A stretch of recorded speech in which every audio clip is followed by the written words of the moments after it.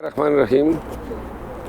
آج بانی chairman P T I Imran Ahmed Khan Niazi صاحب کی طرف سے ریٹ پٹیشن دائر کی تھی میں نے، اور اس میں دو معاملات اٹھائے ہیں۔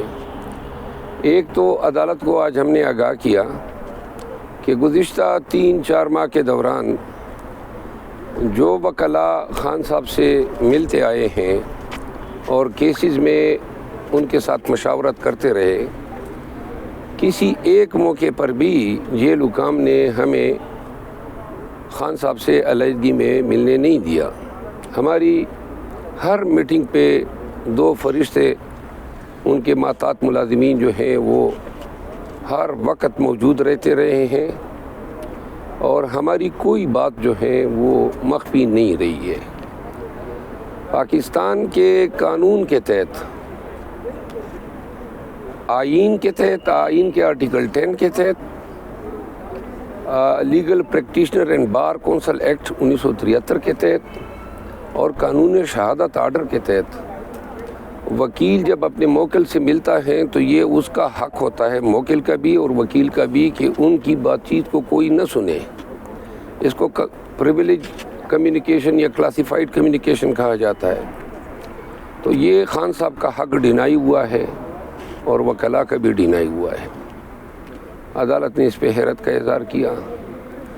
عدالت کو ہم نے یہ بھی آگاہ کیا کہ نہ کہ صرف ہمیں کبھی بھی خان سے علیحدگی میں ملنے نہیں دیا گیا، بلکہ ان 3 ماہ میں کوئی کاغذ تک لے جانے کی اجازت نہیں تھی۔ اب 185 کیسز اس وقت خان کے خلاف درج تھے، اور بہت سارے کاغذات ان کے سامنے رکھنے ہوتے ہیں، ان کو آگاہ کرنا ہوتا ہے۔ اس دوران الیکشن شروع ہو گئے تو لسٹوں کے لیے، ٹکٹس کے لیے، اب انسانی میموری تو اتنی کام نہیں کرتی ہیں کہ کوئی 5 حلقوں میں 5 یا 10 امیدواروں کے نام کوئی یاد رکھ سکے۔ تو جب ہم کاغذات لے جانے لگے تو انہوں نے ہمارے کاغذات کی اسکیننگ شروع کر دی، باقاعدہ جیل میں واڈیالہ میں اس کے اندر مشین لگا دی، اور تمام ہمارے دستاویزات، ہمارے کینڈیڈیٹس کے نام اسکین کر کے خود معلومات لیتے رہے کہ ہماری سیاسی کیا اسٹریٹجی رہی ہے، کس کو کس حلقے میں ٹکٹ مل رہا ہے، اور متعدد دفعہ انہوں نے ہمیں ہمارے کاغذات واپس بھی نہیں کیے۔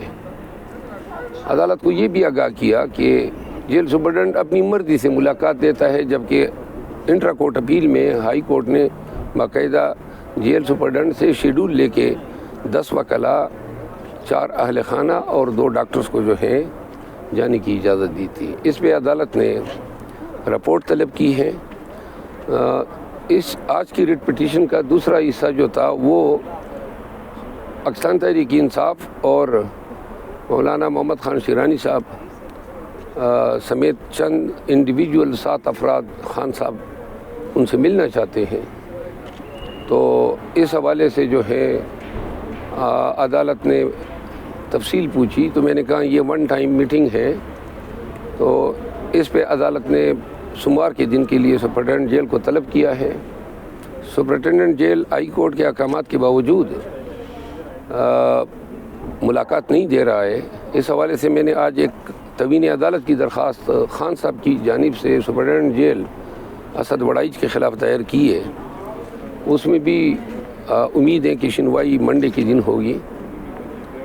تو یہ آج کی صورتحال ہے۔ اس کے علاوہ ایک اور پٹیشن آج ہم نے دائر کی ہے، اور ایک پٹیشن ابھی میں سپریم کورٹ میں دائر کرنے جا رہا ہوں 184(3) کے تحت، جو میں نے اپنے طرف سے کی ہے، اور پاکستان میں جتنی بڑی یہ نتائج میں دھاندلی ہوئی ہے، اور اس میں نے الیکشن کمیشن کے چیف الیکشن کمشنر اور ممبران الیکشن کمشنر کی تقرری کو بھی چیلنج کیا ہے۔ پاکستان کا قانون ہے کہ جو شخص ایک پنشن لیتا ہو وہ دوسرا فائدہ نہیں اٹھا سکتا ہے، اور ایک قانون یہ بھی ہے سول سرونٹ کا کہ جو ریٹائر ہو جائے وہ 2 سال تک کوئی دوسری ملازمت نہیں کر سکتے ہیں۔ پھر جو 2 وکلاء ڈائریکٹ الیکشن کمیشن میں مقرر ہوئے ہیں، ان کے حوالے سے بھی قانون کے تقاضے پورے نہیں ہوئے ہیں۔ اور اس کے علاوہ میں نے 184(3) میں یہ بھی استدعا کی ہے کہ سارا معاملہ جو ہے وہ فارم 45 کا ہے، اور فارم 45 الیکشن کمیشن کے پاس موجود ہے۔ تو اپنی فارم 45 دیکھ کے وہ الیکشن کی عذرداریاں جو ہیں وہ ڈیسائیڈ کر سکتے ہیں، لیکن کل سے انہوں نے وہ کام شروع کر دیا ہے کہ جی ٹریبیونل بن گئے ہیں اور اب اسٹینڈرڈ آرڈر ہوگا، تمام پٹیشن جو ہیں وہ ٹریبیونل بھیجے جائیں گے، تو یہ گزارشات ہیں۔ اچھا